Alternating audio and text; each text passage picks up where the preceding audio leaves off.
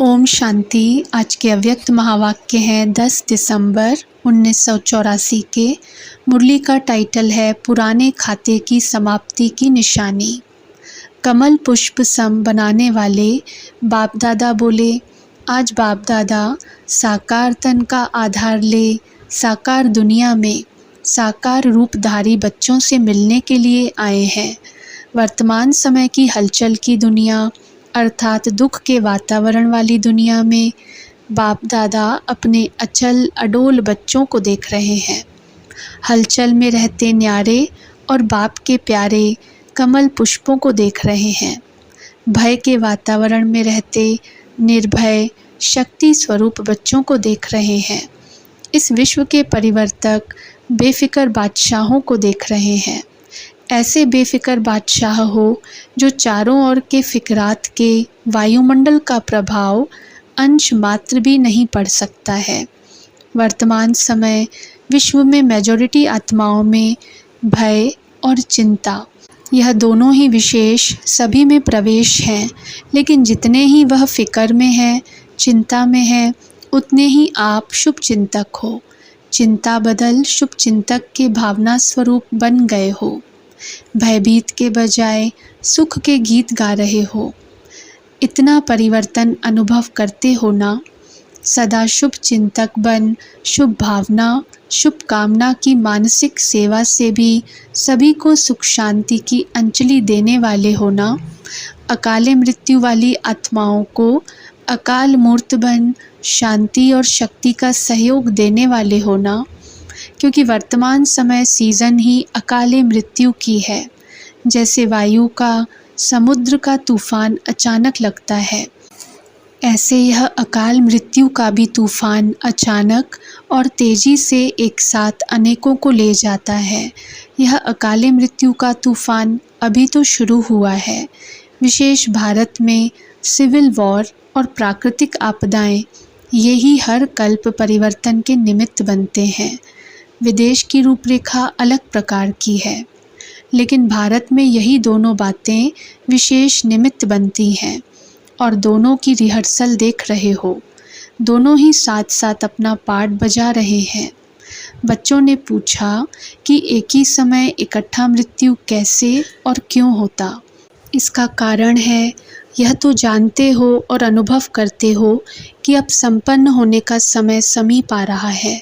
सभी आत्माओं का द्वापर युग व कलयुग से किए हुए विकर्मों व पापों का खाता जो भी रहा हुआ है, वह अभी पूरा ही समाप्त होना है, क्योंकि सभी को अब वापस घर जाना है। द्वापर से किए हुए कर्म व विकर्म दोनों का फल अगर एक जन्म में समाप्त नहीं होता तो दूसरे जन्मों में भी चुकतू का व प्राप्ति का हिसाब चलता आता है।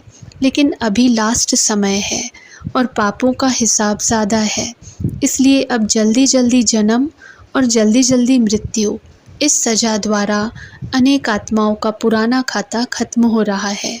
तो वर्तमान समय मृत्यु भी दर्दनाक और जन्म भी मेजॉरिटी का बहुत दुख से हो रहा है।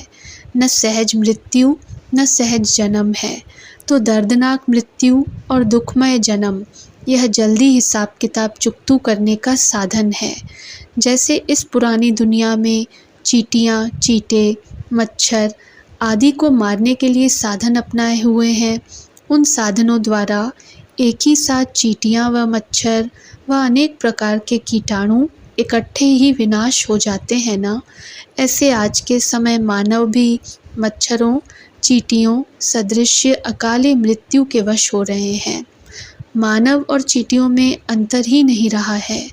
यह सब हिसाब किताब और सदा के लिए समाप्त होने के कारण इकट्ठा अकाले मृत्यु का तूफान समय प्रति समय आ रहा है। वैसे धर्मराजपुरी में भी सजाओं का पाठ अंत में नूंधा हुआ है, लेकिन वह सजाएं सिर्फ आत्मा अपने आप भोगती और हिसाब किताब चुकतू करती है। लेकिन कर्मों के हिसाब अनेक प्रकार में भी विशेष 3 प्रकार के हैं। एक है आत्मा को अपने आप भोगने वाले हिसाब, जैसे बीमारियाँ। अपने आप ही आत्मा तन के रोग द्वारा हिसाब चुकतू करती है। ऐसे और भी दिमाग कमज़ोर होना व किसी भी प्रकार की भूत प्रवेशता, ऐसे ऐसे प्रकार की सजाओं द्वारा आत्मा स्वयं हिसाब किताब भोगती है। दूसरा हिसाब है संबंध संपर्क द्वारा दुख की प्राप्ति, यह तो समझ सकते हो ना कि कैसे हैं। और तीसरा है प्राकृतिक आपदाओं द्वारा हिसाब किताब चुकतू होना। तीनों प्रकार के आधार से हिसाब किताब चुकतू हो रहे हैं। तो धर्मराजपुरी में संबंध और संपर्क द्वारा हिसाब व प्राकृतिक आपदाओं द्वारा हिसाब किताब चुकतू नहीं होगा, वह यहाँ साकार सृष्टि में होगा। सारे पुराने खाते सभी के खत्म होने ही हैं, इसलिए यह हिसाब किताब चुकतू की मशीनरी अब तीव्र गति से चलनी ही है। विश्व में यह सब होना ही है, समझा। यह है कर्मों की गति का हिसाब किताब।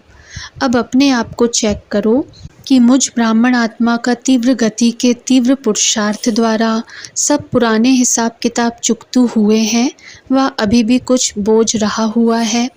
पुराना खाता अभी कुछ रहा हुआ है वह समाप्त हो गया है। इसकी विशेष निशानी जानते हो? श्रेष्ठ परिवर्तन में व श्रेष्ठ कर्म करने में कोई भी अपना स्वभाव संस्कार विघ्न डालता है व जितना चाहते हैं, जितना सोचते हैं, उतना नहीं कर पाते हैं।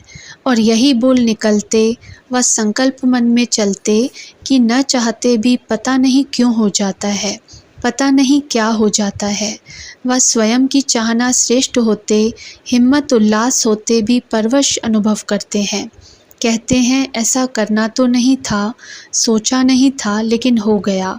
इसको कहा जाता है स्वयं के पुराने स्वभाव संस्कार के परवश, व किसी संग दोष के परवश, व किसी वायुमंडल वाइब्रेशन के परवश। यह तीनों प्रकार के परवश स्थितियाँ होती हैं तो न चाहते हुए होना, सोचते हुए न होना व परवश बन सफलता को प्राप्त न करना, यह निशानी है पिछले पुराने खाते के बोझ की। इन निशानियों द्वारा अपने आप को चेक करो। किसी भी प्रकार का बोझ उड़ती कला के अनुभव से नीचे तो नहीं ले आता। हिसाब चुकतू अर्थात हर प्राप्ति के अनुभवों में उड़ती कला। कब कब प्राप्ति है, कब है तो अब रहा हुआ है। तो इसी विधि से अपने आप को चेक करो। दुखमय दुनिया में तो दुख की घटनाओं के पहाड़ फटने ही हैं। ऐसे समय पर सेफ्टी का साधन है ही बाप की छत्र छाया।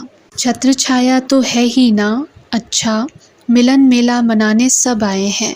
यही मिलन मेला कितनी भी दर्दनाक सीन हो, लेकिन मेला है तो यह खेल लगेगा। भयभीत नहीं होंगे, मिलन के गीत गाते रहेंगे, खुशी में नाचेंगे, औरों को भी साहस का सहयोग देंगे।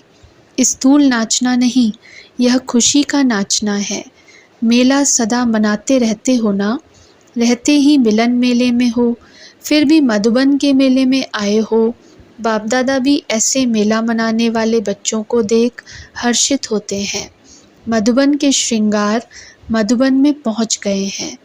अच्छा, ऐसे सदा स्वयं के सर्व हिसाब किताब चुकतू कर औरों के भी हिसाब किताब चुकतू कराने की शक्ति स्वरूप आत्माओं को सदा दुख दर्दनाक वायुमंडल में रहते हुए न्यारे और बाप के प्यारे रहने वाले रूहानी कमल पुष्पों को, सर्व आत्माओं प्रति शुभ चिंतक रहने वाली श्रेष्ठ आत्माओं को बाप दादा का याद प्यार और नमस्ते।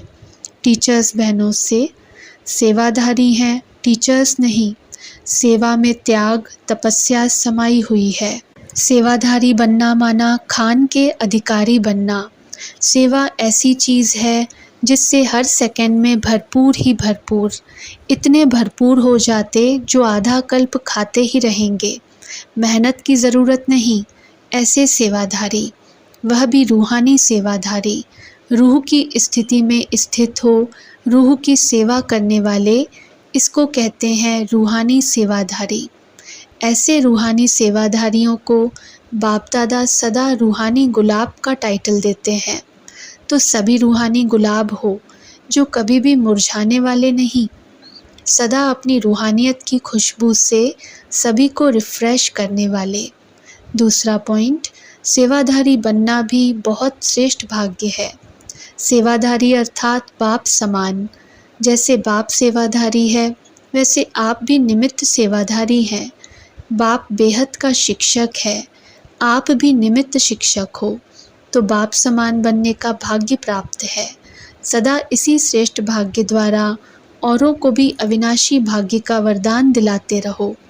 सारे विश्व में ऐसा श्रेष्ठ भाग्य बहुत थोड़ी आत्माओं का है।